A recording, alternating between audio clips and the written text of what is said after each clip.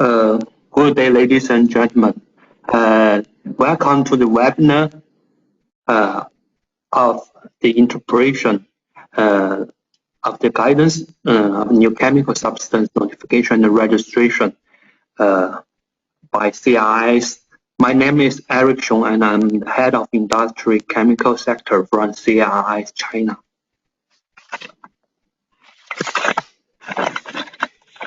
Firstly, please allow me to have a very brief introduction of our company. CIIs is working as a consulting company, and our main service is the product registration and regulatory compliance service for EU and Asia. And our achievement in the China region is that we have acquired more than 15 typical notification certificates and several hundred simplified notification certificates in the China region. So we are working as a leading service provider in China.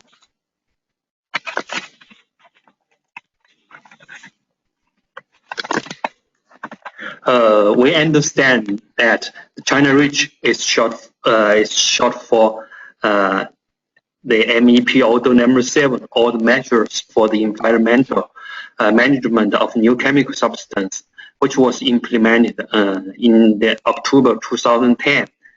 And there is a guidance document followed by the MEP Order 7 was issued in 2010 as well, to guide the industries on how to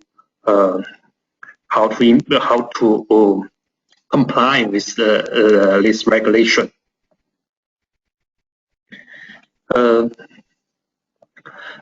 Now, the guidance document, the revised guidance document has been published by the MEP in June 2015 for the public consultation after 5 years implementation of the previous guidance document. And here I would like to introduce the principle of the revision. The first principle is that the framework of the guidance will not be changed.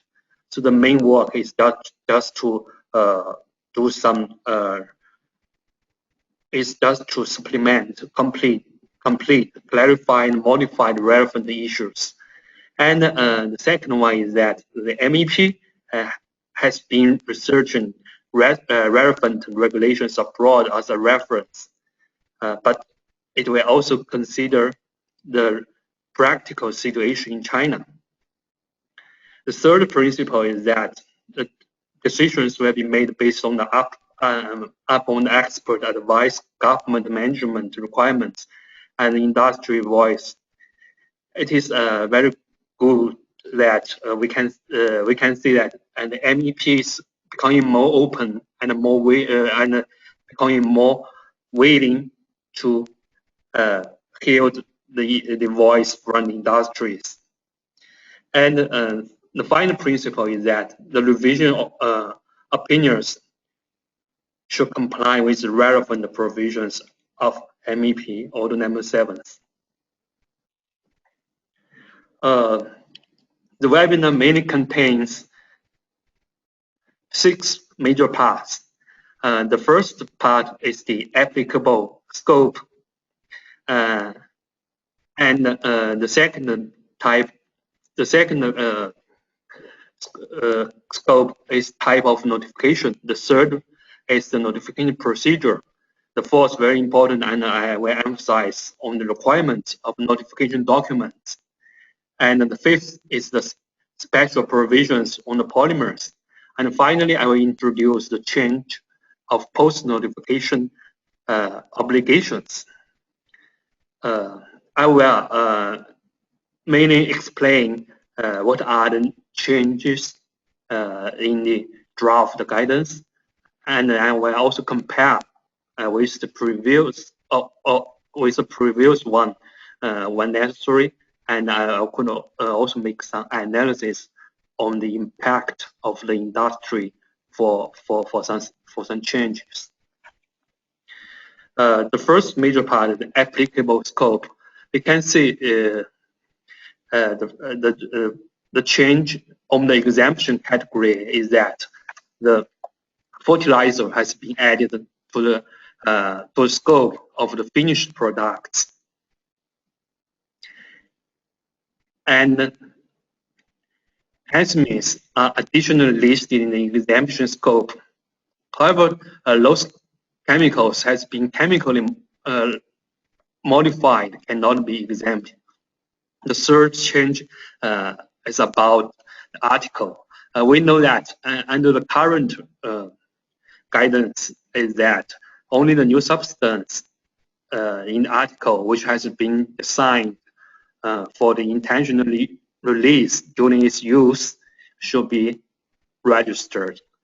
And the revision requires that the new chemical substance in articles leading to the environmental or human exposure should be notified. So I just take an example.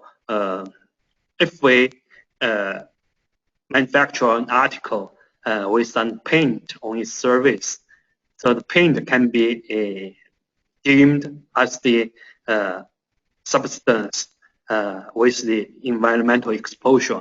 So in that case, the new substance has a component in the paint on the surface of the article should be registered accordingly. And the long discussed substance such as the API or the active ingredient for the pesticide has not been specified in the revision. So our understanding is that the API or the active ingredients, if they are used as a finished product, they are not subject to registration. Then we can see we go to scope of applicable territories. The activity of new substance in free trading room should also be governed. So compared with that, the activities of new substance in the bounded area should be governed. However, if there's any process for the new chemical substance in the free trading room or in the bounded areas, there should be no obligation of registration. Then the third one is for the notified. For the domestic notified, the Industry and Commercial Bureau registered institution with legal personality has been changed to the registered institution and the ICB, even without legal personality. So this could give, we could understand that the subsidiaries of the foreign company can also act as the law of domestic notifier. So this is a big change.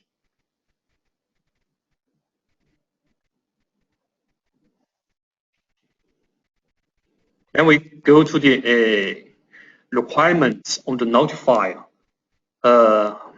We understand that and under the current guidance, an overseas notifier should appoint a domestic agent to register new substance. However, the domestic agent should act as the certificate holder. But in the future,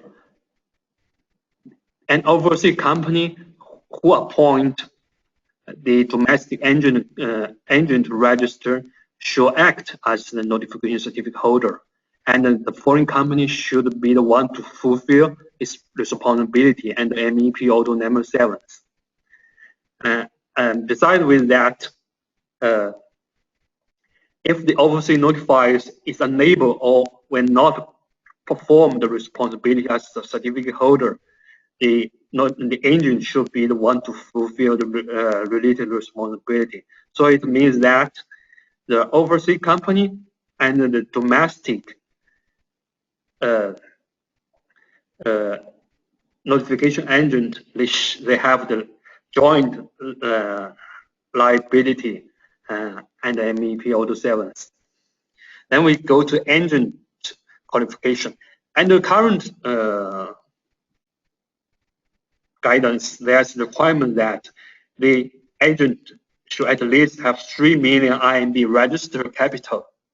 But now this requirement has will be removed. However, the MEP also set up high requirements, including the engine's quality assurance system and professional technical ability. So, I think it may reduce the burden for the engine, but it also imposes higher technical requirements of the engine. The MEP will, besides MEP, will conduct periodic checking on engine as well. So then we go to the certificate number. The revision requires that the one applicant could only have one certificate for one new substance. That means if the applicant has, for example, if the applicant has got a certificate under simplified notification, and after that get the certificate under typical notification, then the applicant should cancel the previous certificate. So it will be more easier for the MEP to manage the certificates and the applicants. Now we go to the second part, is the type of the notification. The revision is that the notifier can choose to notify with either a specific tonnage quantity or a general tonnage level for the typical notification.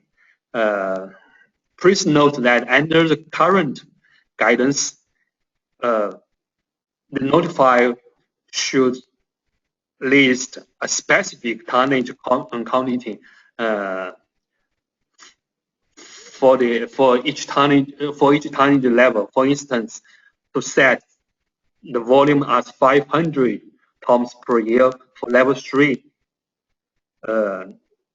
notification. But in the future, the notifier can only say that can only set the notification level for level 1 to level 3. But for the level 4, the specific tonnage quantity should also be declared in the dossier. And another revision is that after obtaining a higher class notification certificate, the notifier can carry out activity of low-level notification. And this principle has already been applied under the current guidance, and the MEP is just to specify it in the guidance. Now we go to the notification procedure. The first revision item is the submission of notification material. As we know, there are different types of notifications. What we call the scientific research record, the simplified notification, and typical notification. Right now, the scientific research record and the simplified notification materials could be submitted via the notification software developed by the MEP. And in the future, the notification dossier and the dossier and the typical notification should also be submitted by the notification software. So it will be more convenient for the notifiers to submit. And the second reason is that the notifier owns all the rights to the notification dossier except for those submitted by the third party. We know that for the CBI concerns, some information could be submitted via the third party. But the revision specifies that the information submitted by the third party are not liable to the notifiers. So I think it protects the rights of the third party. And we can also check publication and announcement of difficult notification. The current practice is that the publication of public notice or of the notification will be published on the MEP website.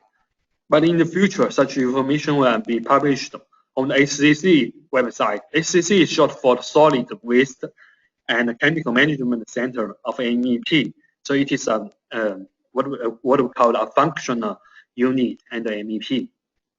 And the second change is very important, that the public notice or announcement of notification information should also include hazard classification of hazard of a new substance for priority environmental management. Here, I would like to explain that for typical notification, normally MEP will classify the chemicals in three major categories. One is the general substance. General substance refers to substance without any hazard classification. And the second major category is we called hazardous substance. It means chemicals, substance with moderate or less severe hazard classification. And the third category is what we call substance for priority environmental management. For this type of substance, normally it has a very severe classification in terms of health and environment. So the current practice is that the JSS classification will not be listed in the public notice, but in the future, such information will be listed, so the public will have a better understanding on the hazard properties of those substances. And another change is about simplified announcement of simplified notification. Please understand that if the simplified notification is not approved, then a higher class notification will be required. So that means if the substance, for example, if the substance has a very severe hazard classification, but the applicant cannot provide an appropriate measures to control its risks, then the MEP will request the applicant to conduct a higher level notification by submitting more data to the MEP. So MEP will evaluate those data and the corresponding risk control measures to determine if the registration could be approved or not. Now we go to the fourth part. It's the requirements on the notification documents. The first is the requirement of the form. Please understand that the MEP is modifying the formats of the forms, and will provide detailed guidance or descriptions on how to fill each part of the form. By doing that, the applicants could get a very good reference to compile the dossier in a well-organized manner. And a very important point change is that the qualification of testing institution.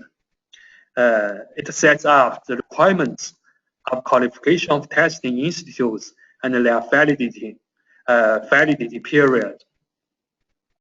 So only the testing conducted in the laboratory within its validity period of its qualification could be accepted. So we also have to keep in mind that if we sponsor some testing in China, we need to check out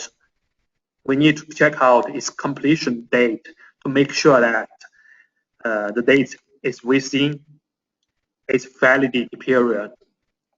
So we need to keep in mind that. And the testing institution announced by Department of Agriculture in China can also provide corresponding toxical testing reports.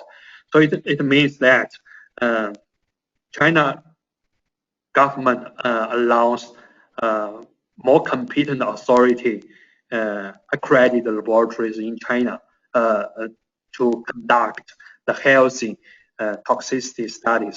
We know that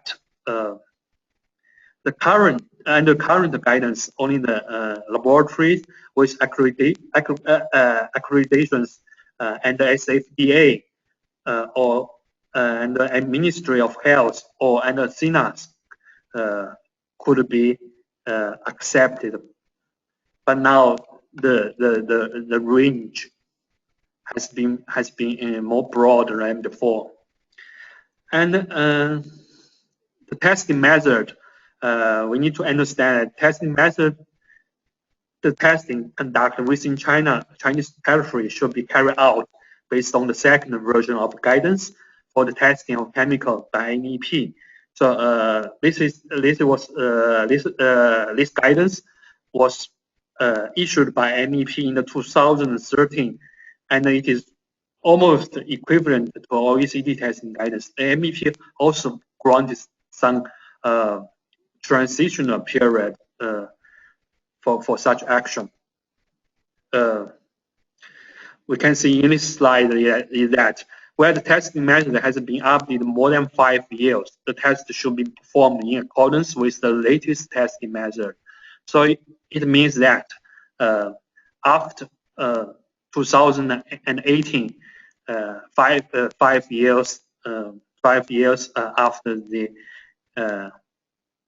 publication of the latest testing guidance, the testing is conducted in accordance with the previous testing method may not be accepted by the MEP. So I think this could be a challenge, a big challenge for the industries, and I think we will argue this point with MEP for the consideration of the animal welfare. And also the Chinese testing organism. So for the acute fish toxicity, only one organism could be used, what we call Gobio cypris rarus, and compared with 3 species used currently. And then the data source, the revision specifies that the data should be derived from the testing reports. I think this reflects the principle of MEP when they are evaluating the data. They will first consider the data original from the testing. Only if the data could not, if the testing could be not conducted due to the intrinsic property of the substance, then the MEP will accept other methods. So, for instance, the Pulsar reader clause and the expert statement and etc. So this principle is not is different from that lead and the yield range. We understand that the yield range, the ACA is not encouraging the animal testing, but the situation is not the same in China.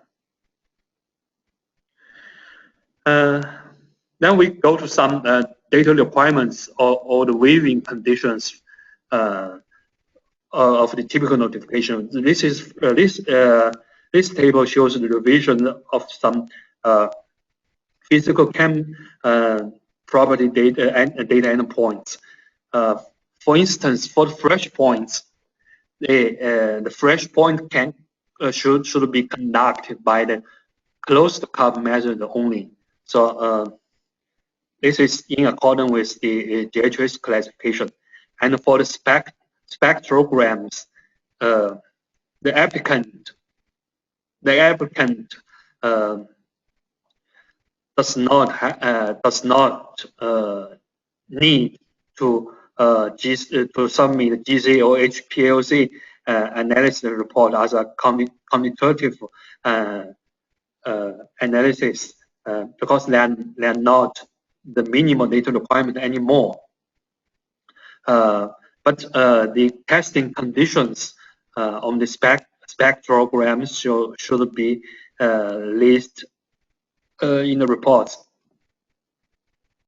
And also the revision has specified some very clearly on the waiving of auto ignition temperature or the oxidizing properties. So you can see the conditions in this table. And this table shows the minimal data requirements and data waiving of typical notification for the healthy hazard testings. First part, we can see the acute toxicity. And the revision is that for level 1, the testing data of acute dermal toxicity and acute inhalation toxicity should be provided according to a physical chem property and the main exposure pathways. I just give an example is that we can also use the paint as an example. We know that the main exposure routine of the paint is by dimmer and by inhalation. And besides with that, the paint is violate easily. So in that case, the acute hemotoxicity and acute inhalation toxicity study report should be submitted for the level 1 registrations. I also would like to explain under the current guidance that the acute hemotoxicity and acute inhalation toxicity should be submitted, even there's no possibilities of exposure. And then we can check the acute hemotoxicity for the 28 repeated dose hemotoxicity. That if the substance is skin corrosive, then such testing could be waived. I think this is very good because it has well considered the welfare of the animals. And for the acute inhalation toxicity or the 28-day repeated dose inhalation toxicity, the MEP also set up the very clear waiving conditions, so that for the solid and the liquid respectively. So we can just check out the wave pressure or the particle size of this liquid or solid, check out if those studies are required or not. This table shows the revision on the mutagenicity series testing. The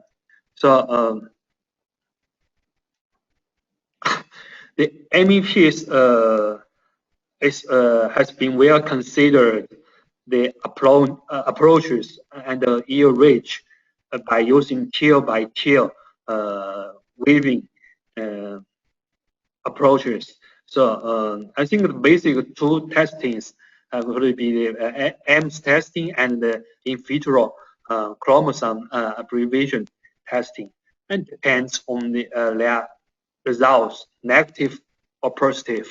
Then the applicants could determine whether the further in vitro or in vivo gene mutation testing are required or not. So this is a very scientific approach. And another important data endpoint is for the 19 days repeated dose toxicity.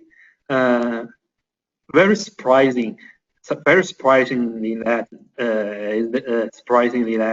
the weaving condition has been changed, has been changed a lot compared with the current guidance document. And as we can see in the second point, that uh, the toxic effect has been observed in 28-day repeated dose toxicity testing using the same testing animal and exposure routing, or the NOEL is very low. Then such testing, the 19 days toxicity testing, could be waived. So it is totally opposite compared with the current guidance, but we think this is scientific and reasonable.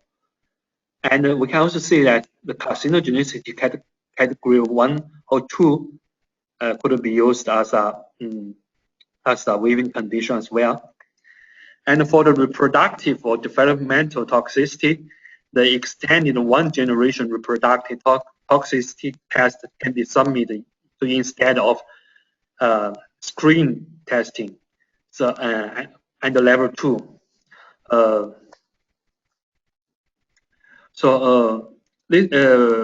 We understand that the one generation reproductive toxicity could be used as to replace 2-generation toxicity and ERH, but in China, it can only replace the reproductive and developmental toxicity screen test.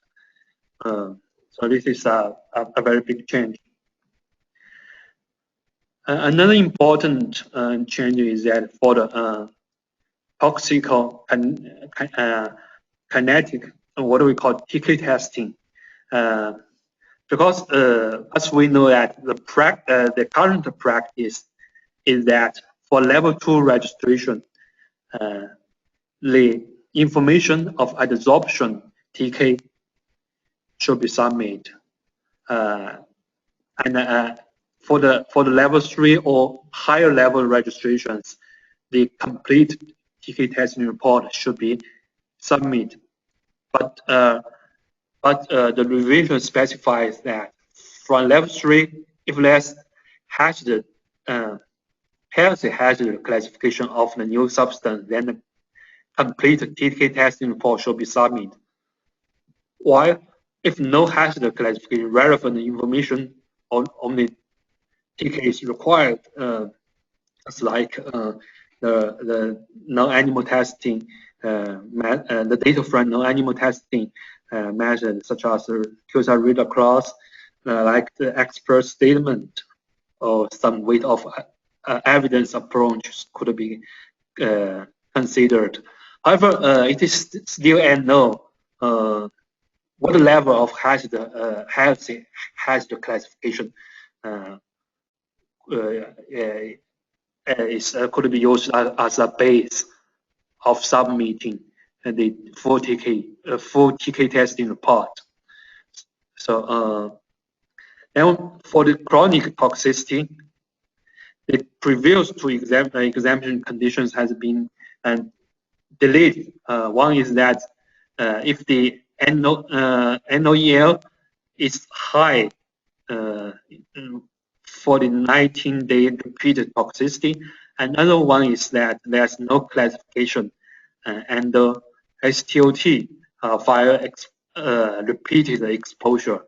So I think this has raised the data requirement for the chronic toxicity.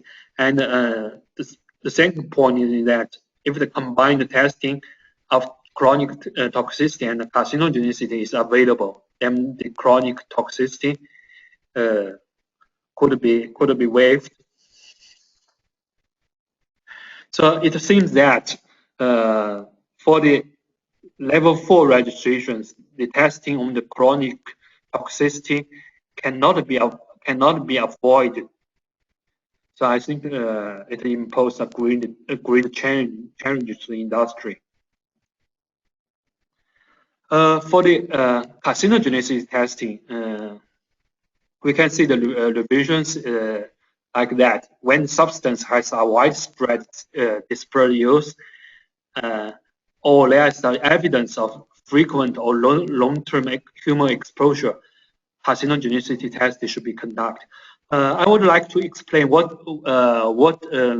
means the widespread dispersed use and in this guidance. It mainly refers to the substance used as a consuming use with a great which may cause great public exposure, like paint will be could create could cause great public exposure. So this new substance in paint, if there's evidence of frequent or long-term human exposure, then the carcinogenicity testing may be required. In other situations, the applicant only need to submit the evaluation report. However, if the evaluation report shows that the further carcinogenicity testing is required, then such testing need be conducted anyway. And besides that, the exemption conditions has been changed so that substance is classified as gene cell mutanity category 1A or 1B. Besides with that, combined test of chronic toxicity and carcinogenicity is available, then the carcinogenicity testing could be waived. Then we come to the data requirement, the revision of data requirements in terms of the environmental hazard properties. For the level 2 registrations, the prolonged 14 days toxicity testing on the fish will be deleted because the MEPs regard this is not a useful data endpoint to check its long-term or short-term properties, toxicity property. And for the earthworm reproduction test and the level 4, the testing is needed when the acute terrestrial toxicity test shows the hazard classification. And for the terrestrial toxicity, the MEP specifies the exemption condition is that the substance with a very low soil adsorption or with log KOC less than 1.5. And for the respiration inhalation toxicity in active sludge, the interpretation of exemption conditions has also been specified that if there's no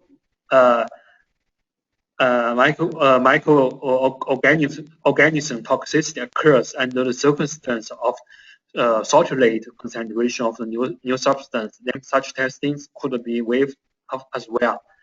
And finally, for the absorption and desorption testing, if the half-life of the new substance is less than 12 hours in the hydrolysis testing, then such testing could be waived as well.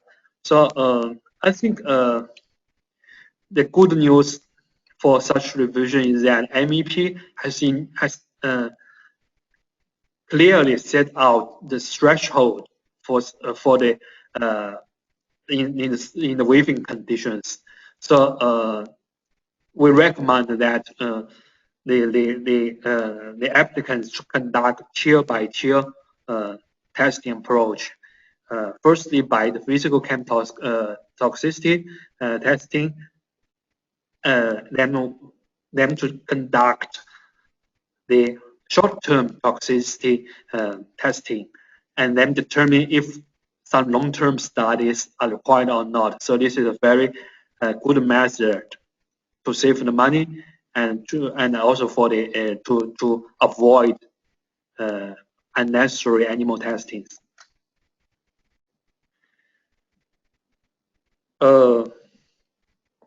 This slide shows some special requirements on the testing data.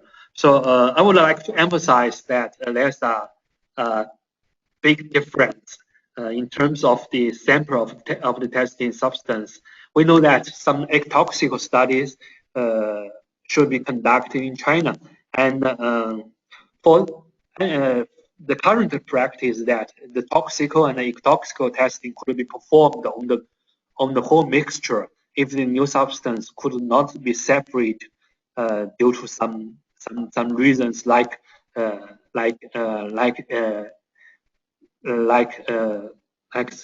stabilizer has been added for the stability of the substance. So the applicant could only make a statement on the reason why the new substance cannot be separated from the mixture. But the revision requires that the toxical and ectoxical testing should be performed on the pure substance. So we need to keep in mind that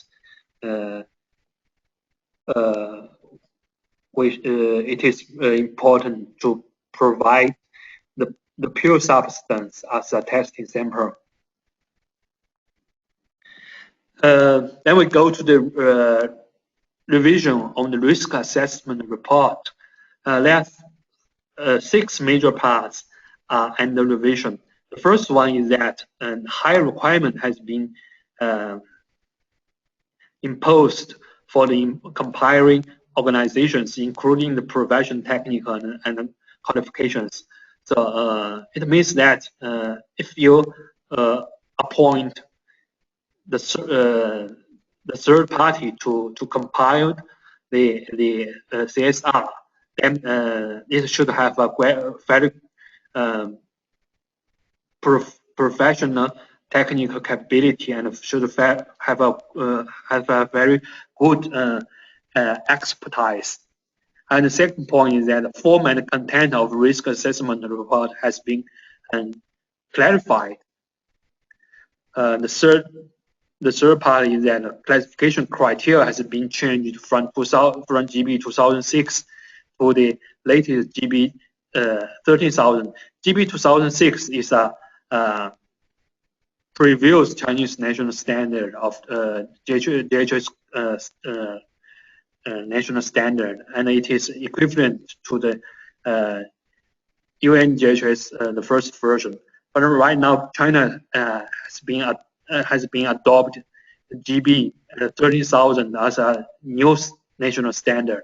It is equivalent to the UNDHS the fourth version. The fourth point is that requirement on the risk assessment report of serial notification has been particularly put forward. So please note that for the serious notification, normally only one set of the health and environmental toxicity data could be submitted. Even there are several substances in the series. The revision requires that they notify they should to provide the data report of the substance with the most severe hazard classification. So the fifth part is that the MEP will introduce the description of use, the code with a code table, so the applicants they could check out the general use or the detailed use for the chemicals. So it is very similar like the use descriptors under the EU REACH. And besides with that, the template of risk assessment report is given in the annex.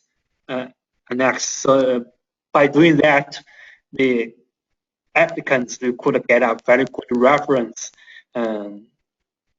so that they can combine the CSR in a well-organized manner.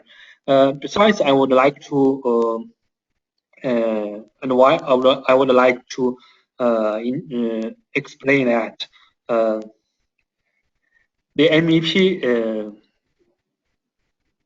may also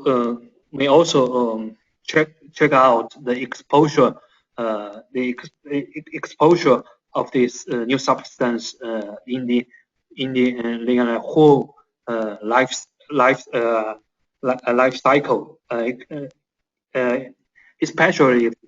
especially for those with widespread use. So we need to make a we may have to submit the exposure assessment in the risk assessment for such substance.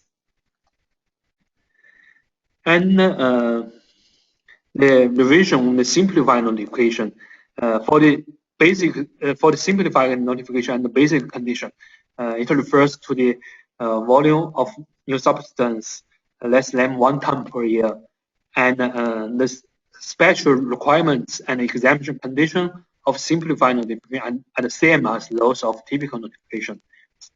And for the simplified notification and the special conditions, let's revision that. If a company import a new substance and then export directly without any further process, then such new substance could also subject to the specific simplified notification.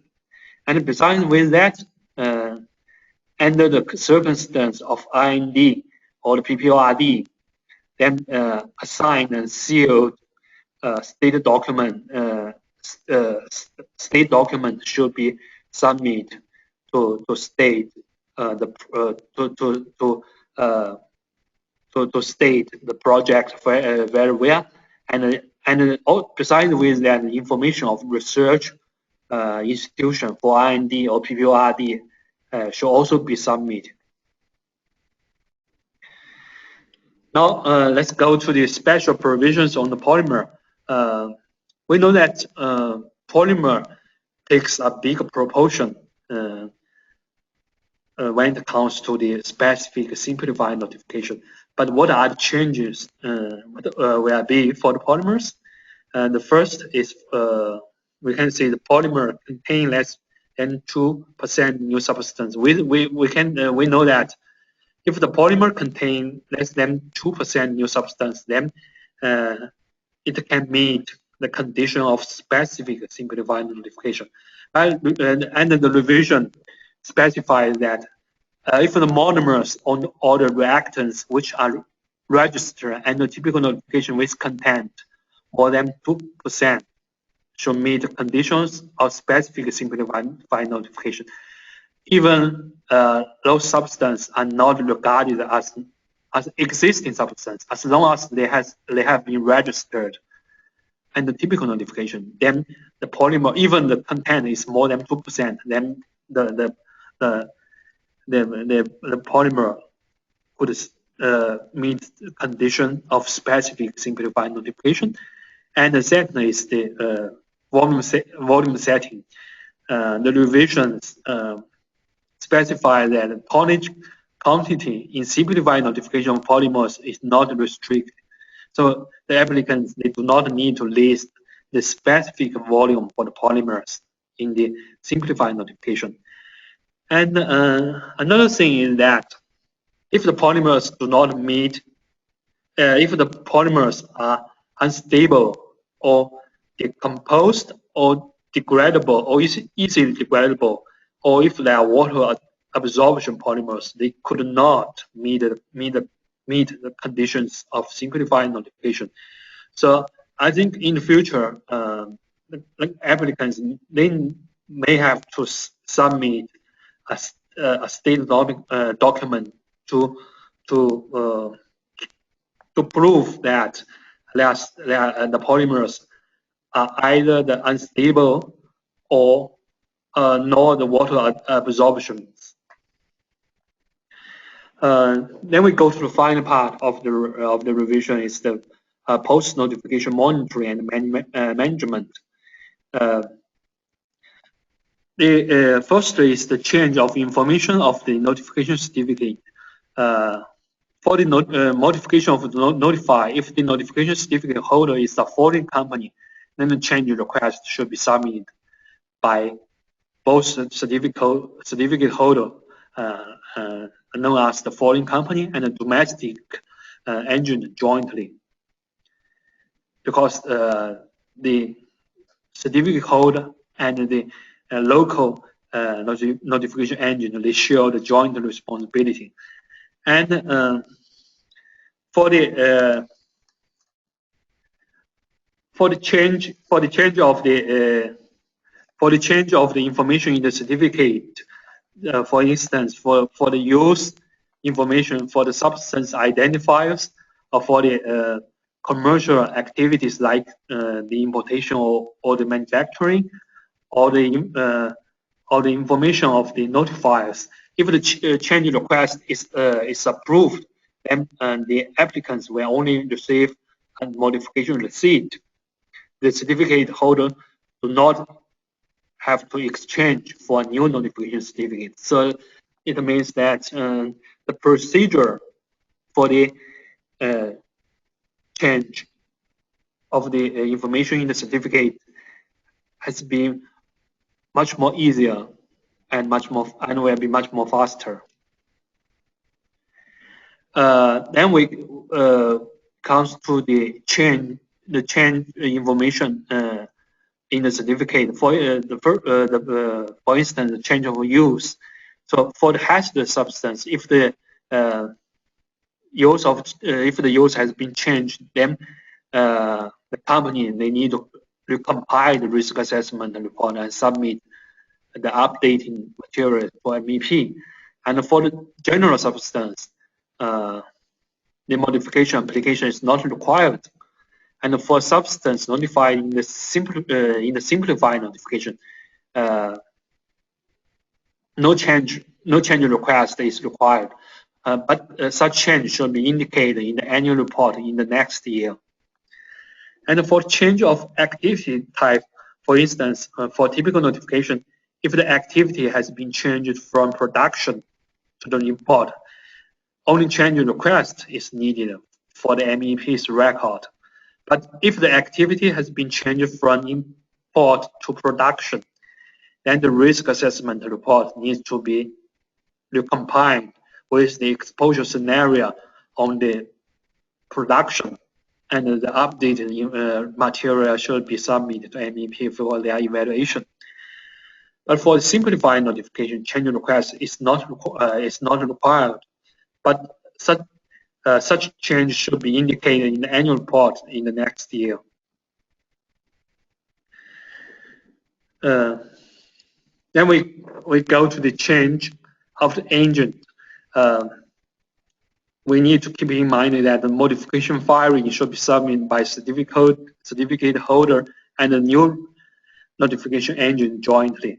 I think they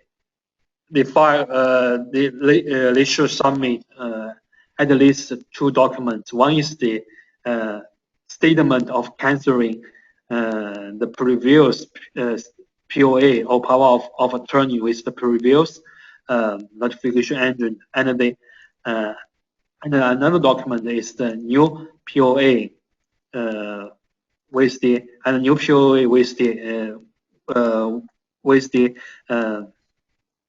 new notification engine. And the engine responsibility should also be fulfilled by the preview engine prior to the completion of the change. If there is a change of amount with the same tonnage level, we know that under current guidance, the applicant, they should set up the specific volume. For instance, 200 tons per year and level 3. If they would like to set the volume to 900 or 500 volumes, then the risk assessment needs to be compiled and submitted, because we know that the exposure amount has been increased, so the risk will also be increased as well. So MEP will check out if the risk control measures could be in well position or not. And for the other circumstance, it means for the level 1 registration or simplified notification, only change request is required for MEP's record. Then we go to the report, the post notification obligations. One is the report on each activity report. We know that the applicants, they need to submit each activity report,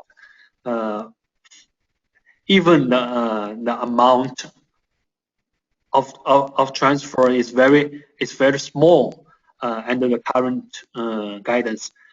But MEP will request each activity report if the substance transferred more than 10 kilograms.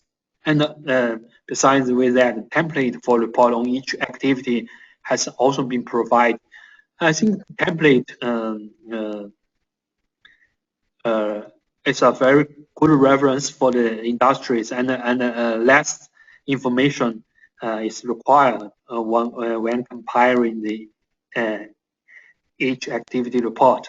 And for the annual report, we know that the annual report should be submitted for the substance and the simplified notification. So the information needed in the annual report has been revised. So less information will be required for such report. And also template of annual report has been provided. Now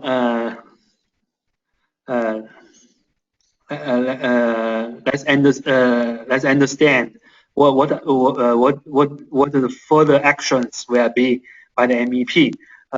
We know that the draft guidance document has been released at the end of June, and the MEP provides 1 month for the industry to submit their opinions. So after that, the MEP will further revise this draft guidance document, and the finalized